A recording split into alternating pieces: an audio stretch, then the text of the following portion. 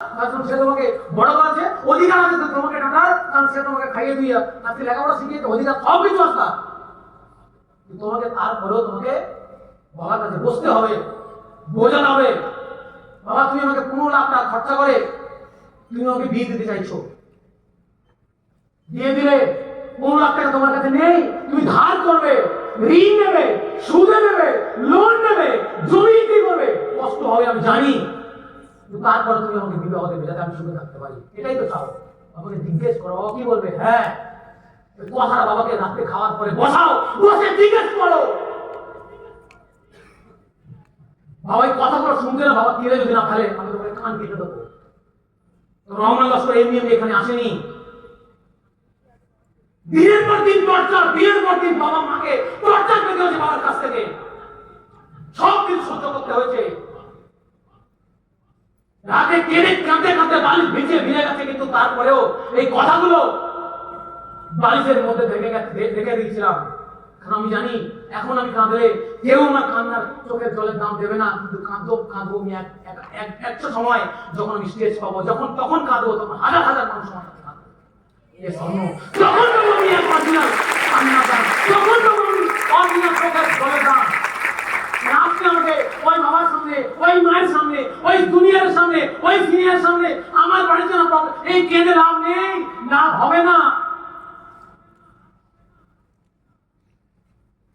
শ্বশুর বাড়ি চলে যাবে, এই 15 লাখ টাকা খরচা করে বাবা যখন বোঝাচ্ছ বাবা আমাকে 15 লাখ টাকা দিতে হবে না, আমি 15 লাখ তোমার কোনো জায়গায় বিক্রি করতে হবে না, আমার জন্য অত প্রেশার নিতে হবে না, জাস্ট তুমি আমাকে 5টা বছর দাও, 5টা বছর যদি আমি কিছু করতে না পারি তখন তুমি যা বলবে আমি তাই করবো, তুমি যদি ভ্যানুলার সাথে বিয়ে দাও আমি ভ্যানুলার সাথে চলে যাবো, কিন্তু 5টা বছর আমার জীবনে দাও, তোমাকে 15 লাখ টাকা দেবো না, 5 লাখ টাকা দেবো, 5টা বছর আমাকে দাও,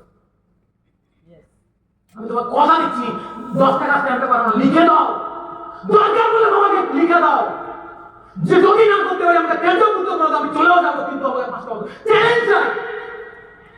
হ্যালো হ্যালো चाहिए बोलो, सक्सेस यूं नहीं मिलता, वो कहते हैं सक्सेस यूं नहीं मिलता, जो मुस्कुराए उसको दर में पाला होगा, जो वहां से चल के यहाँ पे आया उसको पैरों में चला होगा, बिना संघर्ष में कोई नहीं चमकता, जो चलता है वही क्या चलता है। ये सुनो এমন ভাবে হবে না, চাই কিছু সংঘর্ষ। হ্যালো বলে গেল না, প্রথম পয়েন্ট কি বুঝলাম, কন্ট্রোল করা, পারবো, commitment, very good. Second point বলছে কন্ট্রোল করে আসতে হবে কমিটমেন্ট, আসতে হবে কমিটমেন্ট, কার সাথে, নিজের সাথে, নিজের। প্রথমে কোশ্চেন করতে হু এম আই, খেলা খেলি, খেলা খেলবো, আমি যেটা বলবো অ্যান্সার দেবে, ওকে। কারণ ভার্বালাইজের পাওয়ার আমি দেখেছি, এই পৃথিবীতে যত ধর্মগ্রন্থ আছে না, যত ধর্মগ্রন্থ তুমি দেখবে, চাই শিখ, খ্রিস্টান, হিন্দু, মুসলিম, যত ধর্ম আছে সব ধর্মে কিন্তু তাকে পাঠ করানো হয়, মানে যেটা নামাজ পড়তে গেলে বলতে হয়, বলতে হয় তো, তার মানে এবার যদি তুমি খ্রিস্টান ধর্ম চলে যাও সেখানেও তোমাকে বাইবেল বলতে হয়, হিন্দু ধর্মে তোমাকেও বলতে হয়, মানে সব জায়গায় ভার্বালাইজের পাওয়ার দেখো কথা, প্রচুর বড় পাওয়ার।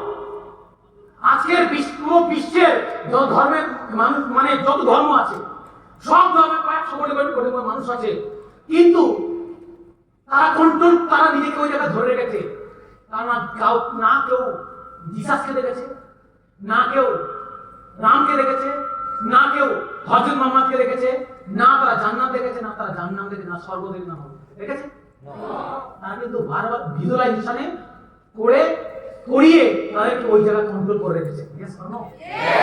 ভার্বালাইজের পাওয়ার প্রচুর বড়। আজকে একটা ভার্বালাইজ হয়ে যাক, আমি বলবো হু এম আই, আমরা বলবো কি, আই এম দ্য বেস্ট। পারবো, পারবো, আমি কি বলবো, তোমার কি বলতে হবে, I am the best. Who am I, who am I, who am I, who am I, who am I, who am I, who am I, who am I, হু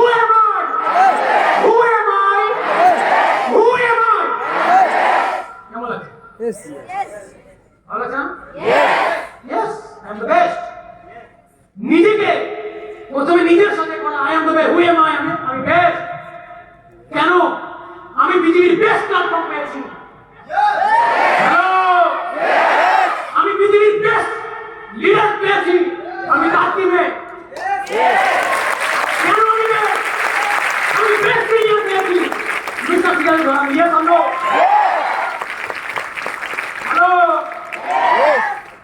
তাহলে আমি কেন বেস্ট? সব দিক আছে আমার কাছে। কেন? তাহলে আমি কেন বেস্ট হতে পারবো? আমি বেস্ট ফিউচার কেন বানাতে পারবো না? তাহলে কমিটমেন্ট লাগবে। সেকেন্ড কি? কন্ট্রোলের পরে কি?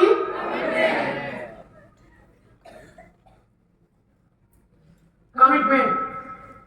আমাকে কমিটমেন্ট করতে হবে। আজকের আমি কিছুক্ষণ আগে বললাম বাবা প্রবলেম করছে, মা প্রবলেম করছে, বিয়ে দিয়ে দেবে, ছেলেকে বলছে ফর্ম ফিল আপ কর, এই কর, ওই কর, বাড়ির পরিস্থিতি খারাপ। বসাও বাবাকে, বসাও মাকে। 10 বার পালিয়ে যাওয়ার থেকে একবার বসাও ওখানে। সে কাকা করুক, কাকি করুক, মামা করুক, জ্যাঠা করুক, হোয়াটএভার, যে কেউ করুক না কেন, সব কিছু তোমার হাতে। তুমি যেটাই চাইবে সেটাই হবে। তুমি যেটাই চাইবে সেটাই হবে। বসাও ওখানে, বসিয়ে বলো কি চাও তোমরা। জিজ্ঞেস করো কি কেন আমরা আমাকে করতে দিচ্ছ না জীবনে কিছু। মাকে জিজ্ঞেস করো কি আপনি কি চান, ওটাই যেটাই বাবা আপনাকে দিয়েছে। আপনার মেয়ে সারা জীবন ওই শ্বশুর বাড়ি গিয়ে মা খাক, ওই শাশুড়ির হাতে মুদ্রাটা শুনুক। সারা জীবন হাসবেন্ড যখন আমাকে মনে করে তখন আমাকে তালাক দিক বা আমাকে ডিভোর্স দিক, এই হুমকি দিয়ে আমি চোখ করে কি এদের যে থাকি, সেটাই চাও? তাহলে কি চাও জিজ্ঞেস করো। না এতদিন করছিস এখন কিছু করতে পারলি না, তো করতে হবে না, ছেড়ে ঘরে থাক। ঘরে থেকে কি করো? আপনি চাও?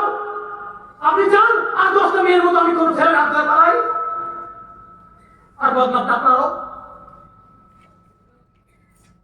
না আপনি চান আর 10টা মেয়ে ছেলের মতো আমি কি নেশা করি ড্রাগসের, নেশা করি গাঁজার, নেশা করি হিরোইনের, নেশা করি বিড়ির, নেশা করি সিগারেটের, নেশা করি তাসের, নেশা করি আরো কত রকমের ধরনের জুয়ার নেশা আমি করে ফেলি? কি চান আপনি? আমি চাইছি আপনার নাম ছোট না, আপনার নাম বদনাম না হোক। আমি চাই জীবনের নিজের পায়ে দাঁড়াতে। আমি চাই আজকের পরিবারের জন্য লড়তে। আমি চাই আপনাদের কষ্ট আমি দেখেছি, আপনাদের জন্য কিছু করতে আমাকে সময় দিতে হবে। আপনি তো আপনার চাষে এত বছর লাগিয়েছেন, আপনি কি কত বড় কিছু করেছেন? আপনি তো আপনার চাষে এত বছর দিয়েছেন, তাহলে আমার জন্য 5টা বছর কেন আপনি দেবেন না? কি বাবা আর করবে কত বছর? মোর দেন 30 বছর। বাবা করবে যদি 30 বছর করে এখন পর্যন্ত ভালোভাবে ফ্যামিলি না চালাতে পারে। 18 বছর ছেলের কাছে ইনকাম চাই, ইনকাম দে, ওর থেকে তো ভালো বাবা আমি আপনার মতো 30 বছর করে যদি না পারি তারপর আপনি বলবেন শুনতে রাজি আছি। আপনি করতে পারেন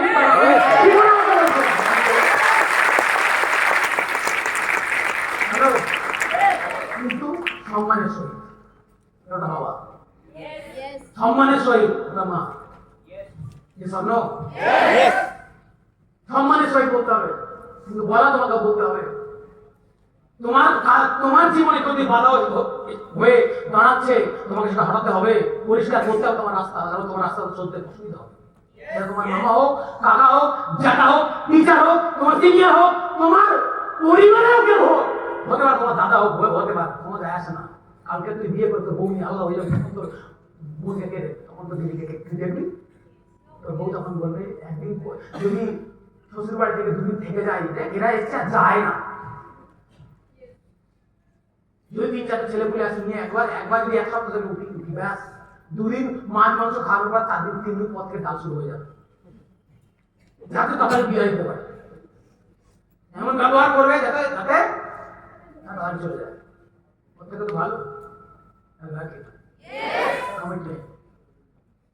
কমিটমেন্ট করতে হবে নিজের কর্মের সাথে। আজকের আমি সকাল উঠেছি, ভগবান আমাকে আলামত মানে ঘুম আমাকে জাগিয়েছে। নিশ্চয়ই আজকের একটা নতুন দিন আমার জীবনে কিছু করার সুযোগ দিয়েছে।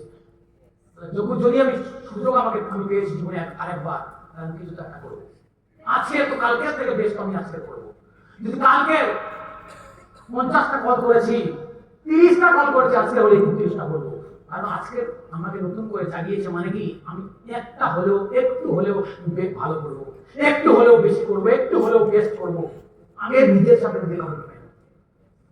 কালকে যে সময়টুকু বেকার কাটিয়েছি, যতটুকু সময়, তার থেকে আজকে হয়তো সময় বেকার কাটাবো, কিন্তু কালকে 2 ঘন্টা কাটাই, আজকে কমসে কম 1.5 ঘন্টা কাটাবো, 1.5-2 ঘন্টা করবো। কালকে যে খারাপগুলো করেছি, আজকে সে খারাপগুলো করবো না। কালকে যে 3টা ঘুরে কাটিয়েছি, আজকে ঘুরে কাটাবো না। কালকে যে নেগেটিভ ভিডিও দেখেছি, কালকে 2টো ভিডিও দেখেছি, আজকে হলে আজকে কি করবো দেখবো না। আস্তে আস্তে আস্তে আস্তে আস্তে আস্তে নিজের উপর কন্ট্রোল আনতে হবে, আস্তে আস্তে আস্তে আস্তে নিজের সাথে নিজে কমিটমেন্ট করতে হবে, আর সেই পথে চলতে হবে। হ্যালো, যে কোনো পরিস্থিতি তোমার কাছে চলে আসুক না কেন, তুমি যেই কোনো পার্সন হও না কেন, আস্তে আস্তে আস্তে আস্তে আস্তে 4-3 বছর পরে তোমার সিঁড়ি কোথা থেকে কোথায় চলে যাবে, তুমি কোথায় উঠে যাবে, তুমি বিলিভ জীবনই করতে পারবে না। তোমার কি মনে হয় আমরা আজকে এখানে এসেছি, আমরা নিজেরাই বুঝতে পারিনি জীবনে আমাদের 5 বছর কি করে কেটে গেছে, আমরা ওখান থেকে এখানে কি করে এসেছি। তার মাঝখানে অনেক কিছু হয়েছে, তার মাঝখানে অনেক কিছু হয়েছে, কত মানুষ এসছে, কত মানুষ গেছে, আমরা চুপচাপ গাছ হিসেবে থেকে গেছি, চুপচাপ গাছ হিসেবে থেকে গেছি। অনেক আমাদের কাছে অনেক পাতা এসছে, ওই পাতা অনেক রং বেরং ধারণ করেছে, অনেক রূপ ধারণ করেছে, ওই পাতা আবার ঝরে পড়ে গেছে, আমি চুপচাপ গাছ হয়ে থেকে গেছি। এর জন্য আজকে ওখান থেকে এখানে চলে এসেছি, এখনো তোমাকে গাছ হতে হবে, নট অনলি পাতা, তোমাকে বৃক্ষ হতে হবে। তুমি যে মাঠে জমিতে বসে আছো, মাঠবেলের জমিতে যেই দিন বীজ রোপণ করেছো, তুমি একটা গাছ আস্তে আস্তে আস্তে বড় হচ্ছ, তার মানে তোমাকে মাটি ছাড়লে হবে না, মাটি চুপচাপ ধরে বসে থাকো, যাই কিন্তু তোমার হতে হয়ে যা, যা কিন্তু হবে হয়ে যা, কোনো অসুবিধা নেই। গাছ যদি থেকে যায়, আজকে যদি তোমার টিমে 10 জন জয়েন করেছে, চলে যাচ্ছে, যা চলে গেছে, তোমার হয়তো কোনো ভুল, ওটাকে শুধরাও, যে খেয়াল করো ওটাকে খেয়াল করো। আজকে জুনিয়রদের সাথে কমিটমেন্ট করেছিলে যে তুমি আজকে যদি যে আন্টি আঙ্কেল তার সাথে কমিটমেন্ট করেছিলে যে আপনার ছেলে যদি এখানে আসে, আজকে আমার ভাই হিসাবে, বোন হিসাবে আমার দায়িত্ব, তাহলে যেমন কমিটমেন্ট করেছিলে কমিটমেন্টটা রাখার চেষ্টা করো। আজকে সিনিয়রদের সাথে কমিটমেন্ট করেছিল, দাদা আজকে এই সপ্তাহে আমি এই করব, এই মাসে আমি এই করবো, এই বছর আমি এই করবো, পুরো প্ল্যানিং নিয়ে সিনিয়রদের কাছ থেকে সেটার উপর কমিটমেন্টটা রাখো। হ্যালো, যে কমিটমেন্ট করেছো সেই কমিটমেন্ট রাখো, তাহলে জীবনে দেখবে তুমি বড় কিছু করতে পেরেছো। তাহলে বোঝা গেল কারণ তোমাকে কমিটেড হতে হবে। কমিটমেন্ট চাই তোমার বাবার সাথে হোক, খারাপ পরিস্থিতি এসছে, তুমি বুঝিয়ে কমিটমেন্ট করো, 5 বছর আমাকে দাও, 2 বছর আমাকে দাও, তুমি তোমার বুঝো, তুমি কে, তুমি তোমার রেজাল্ট বুঝো, বুঝে নিয়ে সেইভাবে আমাকে কমিটমেন্ট করো, সেইভাবে সিনিয়রদের কমিটমেন্ট করো, সেইভাবে জুনিয়রদের কমিটমেন্ট করো। তুই আমার সাথে আছিস, ভাই হিসেবে থাকবি, যাই হয়ে যাক হাত তো ছাড়বো না, যাই হোক তোমার সাথে থেকে যাবে, তোকে আমি নিয়ে যাবো এক জায়গায়। আজ থেকে 6 বছর আগে, আজ থেকে 5 বছর 6 বছর আগে বিকাশ আমাদেরকে এই কথাই বলেছিল, যাই হয়ে যাক, যত পরিস্থিতি খারাপ হয়ে যাক, হাতটা ছাড়বে না, ওখান থেকে এখানে তুলে দাঁড় করাবই। যেদিন আমি চাকরি করতাম সেই দিন আমাকে এই কথা শুনেছিলাম, সেই দিন চাকরি ছাড়ার পরে যখন আমি এই কথা শোনার পরে যত খারাপ পরিস্থিতি এসছে, দাদার হাতটা ধরেছিলাম, দাদার কথা শুনে গিয়েছিলাম, আর আজকে ওখান থেকে এখানে আমাকে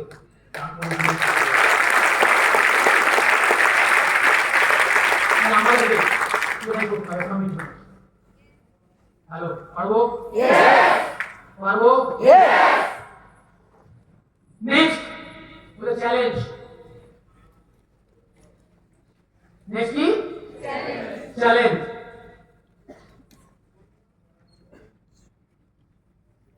চ্যালেঞ্জ প্রতিটা জায়গায়। এই যে আমার প্রবলেম, এই বাবা বলছে, এই মা বলছে, এই বন্ধু বলছে, এই বান্ধবী বলছে, এই তোর দ্বারাই হবে না, তুই কিছু করতে পারবি না, আমার সিনিয়রও বলছে তুই বেকার, ভালো করে মুখে আয়না দেখেছিস, এই ধরনের কথা বলছে। চ্যালেঞ্জ দিতে হবে আমাকে, বলছিস তো আমাদের কেউ হাসছে, আমাদের কেউ হাসছে, হাসুক, ঘুরে পড়ে গোবর হাসে, ঘুরে বলে ওরে গোবর তোর একদিন আছে, হ্যাঁ কি না? ব্যাস, চুপচাপ তোমাকে এই কথাটাই বলে দিতে হবে। আজকে আমি স্ট্রাগল পিরিয়ডে, তুই আমাকে দেখে হাসছিস, তুই আমার দিকে মজা উড়াচ্ছিস, তুই রকে বসে আড্ডা মেরে মেরে আমাকে ক্রিটিসাইজ করছিস, আমাকে কমপ্লেন করছিস, আমাকে চাটছিস। কর কর কর, আসবে একদিন আমিও 4 চাকা থেকে নামবো, যখন গাড়িটা খুলে পাকে এরকম ভাবে দেবো, আর সানগ্লাসটা পরে ব্লেজারটা পরে ওই জায়গায় যাবো, যে জায়গায় আড্ডা মারবো।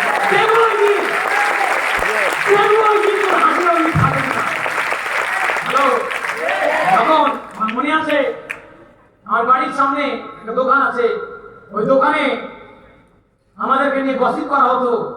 আমার মা একদিন বলছে, বাবু তুই কি কাজ করিস? তোকে নিয়ে মানুষ উল্টোপাল্টা কথা বলছে, কি এমন কাজ করিস? উল্টোপাল্টা বলছে, কি এমন কাজ করে হাসাহাসি করছে। আমি দোকানে গেলাম, হাসাহাসি করছে। আমি আসলেও মাঝে মাঝে বলতো, কি স্যার অফিস যাচ্ছেন? এরকম মিষ্টি মিষ্টি হাসতো, আর পিঠ খেলতো, পিঠি জানি তো, কিন্তু আমি ওদের ওই দিকে দেখে, কারণ আমাকে উল্টোপাল্টা বলে আমার খুব রাগ ধরে, সত্যি বলতে আমার খুব রাগ ধরে। কিন্তু ওই দিন কথাগুলো শুনে আমার রাগ ধরতো। মাঝে মাঝে হয়তো খারাপ সিচুয়েশনে থাকতাম, হয়তো খাওয়া হতো না, ওই কথাগুলো শুনে কেঁদেও ফেলতাম মাঝে মাঝে, কারণ আমি প্রচুর ইমোশনাল, কেঁদেও ফেলতাম মাঝে মাঝে। কিন্তু তারপরেও সামনে এগিয়ে যেতাম, আর এই মাইসে নিয়ে গিয়ে যেতাম, তুই এমন কোন বাপের অওলাদ হয়েছিস, আমি দেখিয়ে দেবো আমি কে, তুই কে। যেদিন আমি কিছু করবো সেদিন তোকে ধরে তোর বাবার কাছে নিয়ে যাবো, কেমন অওলাদকে জন্ম দিয়েছো, এখন পর্যন্ত সঠিকভাবে মানুষ করতে পারলে। আজকে দেখতে 5 বছর কেটে 3.5 বছর কেটে যায়, দেখতে আমাকে চাটতো কেন? আমি জীবনে একটা গেম খেলতাম, আমার ছোট্ট একটা কিপ্যাড স্যামসাং ডাসের একটা মোবাইল ছিল, সেই মোবাইলে আমি কি জাভা একটা গেম খেলতাম, যার নাম হলো নিনজা গেম। ওই নিনজা গেম খেলে আমার স্বপ্ন আছে নিনজা বাইক কিনবো। জীবনের শুরুতে আমার স্বপ্ন, এখনো পর্যন্ত নিনজা বাইক আমি কিনিনি। অবশ্যই নিনজা কেনার জায়গায় আমার অ্যাসোসিয়েটরা বলল, দাদা তুমি কেটিএম কেন, কেটিএম নাকি ভালো জিনিস, কেটিএম নাকি খুব ভালো লাগে। তাদের পাল্লায় করে কিনলাম কেটিএম। কেটিএম আমার পছন্দ ছিল না, কেটিএম কিনলাম। এবার নিনজা, ওরা যখন দেখছে নিনজা 1 মাস গেল, 2 মাস গেল, 3 মাস গেল, 6 মাস গেল, আসছে না নিনজা, ওর কাছে স্প্লেন্ডারও নেই। আমি নিনজা কিনবো বলেছি, ব্যাস যে আমাকে বলতে চাচ্ছে তার কাছে স্প্লেন্ডার নেই। কি বাংলা হয়তো বাবার একটা বড় সাইকেল আছে, মাসে একটা কাছে সাইকেল কেনার ওখান থেকে সে, কি স্যার নিনজা কবে আসছে? আমি কিচ্ছু বলতাম না, চুপচাপ মেরে চলে আসতাম। আর ওরা দলে ছিল অনেকজন, 10-15 জন মিলে ওখানে খেলা করতো, আড্ডা করতো। আমি চুপচাপ চলে আসতাম, কিন্তু ওখানেই নিজেকে একটা দিন আসবে সারা দেখি, ওই চ্যালেঞ্জ ওই জায়গায় নিতাম, নিজের মনের সাথে চ্যালেঞ্জ নিতাম। আর ওই যে আমি মনে করি ওই বন্ধু বান্ধব আমাকে আরো বেশি সাহায্য করেছে, আমাকে বেশি কাজ করতে, আমাকে বেশি নিজেকে আরো কষ্ট দিতাম। না খেতাম, না ভালো করে ঘুমাতাম, না টাইম মতো ভালো করে বাড়ি যেতাম। ম্যাক্সিমাম সময় আমি অফিস থাকতাম, ম্যাক্সিমাম সময় আমি কাজে ডুবে থাকতাম, কারণ ওই পরিস্থিতিগুলো আমাকে যেন আরো জ্বলিয়ে দিত, আমাকে যেন ওই জ্বালাগুলো আমাকে যেন আরো বেশি নিজেকে ইন্সপায়ার করতো, আমাকে যেন আরো বেশি মোটিভেট করতো উপরে, মানে আরো বেশি কাজ করার জন্য। আগামী 2 বছর, আগামী প্রথম 1 বছর আমি নিজেকে পুরো জ্বলিয়ে করে দিয়েছি।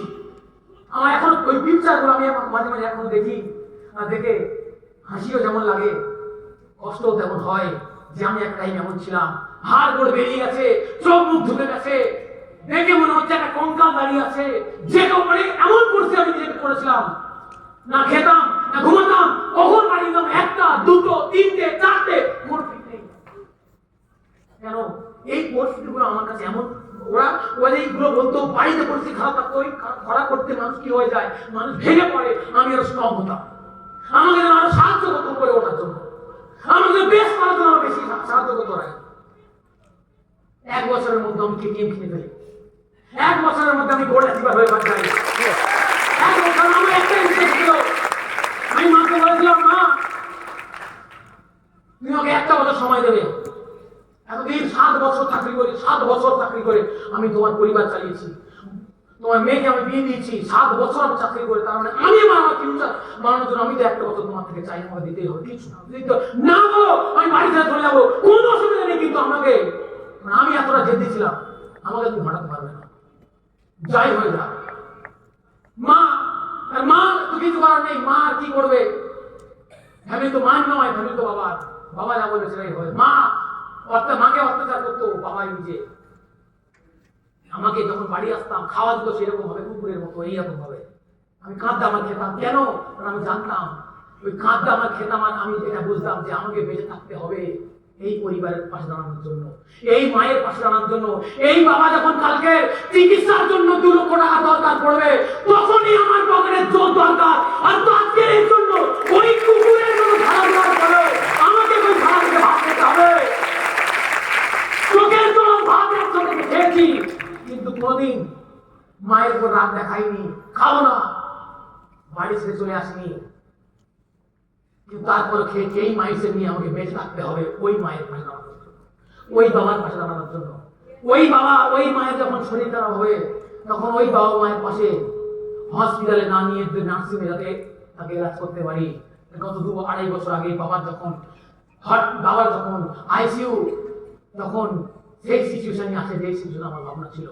আইসিইউতে বলছে ইমিডিয়েটলি তোমাকে তোমার বাবাকে আইসিইউ দিতে হবে। আর আইসিইউ দেওয়ার জন্য রাত 12টা বাজে, তখন আমার অলরেডি 2.5 বছর আগে, তখন আমার কাছে অলরেডি গাড়ি, 2.5 বছর হয়তো হয়নি, 2 বছর আগে, তখন অলরেডি আমার কাছে গাড়ি, রাত 12টা বাজে, আমি ড্রাইভিং করতে পারতাম। হঠাৎ বাবাকে নিয়ে চলে আসলাম নার্সিংহোমে।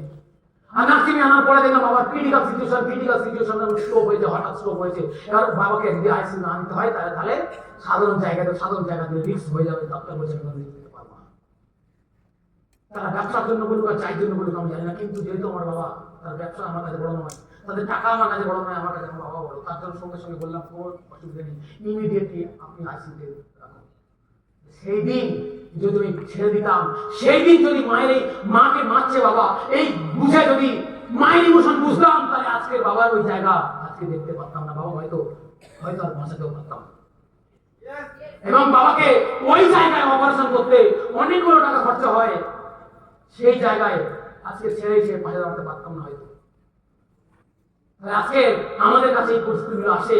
তুমি মনে করো হয়তো সিনিয়রদের জীবনে আরামে চলতে চায় না, ভাই কোনোদিন নয়, তারাও সংঘর্ষ করেছে, তোমাকেও কিছুদিন সংঘর্ষ করতে হবে। এবার এই সংঘর্ষগুলো তুমি শুনছো, বুঝছো, শিখছো, তোমাকে বলছে তাড়াতাড়ি কর, আমি আছি, যা সমস্যা হচ্ছে আমার কাছে আয়, আমি বলে দিচ্ছি তাড়াতাড়ি তুই যাবি।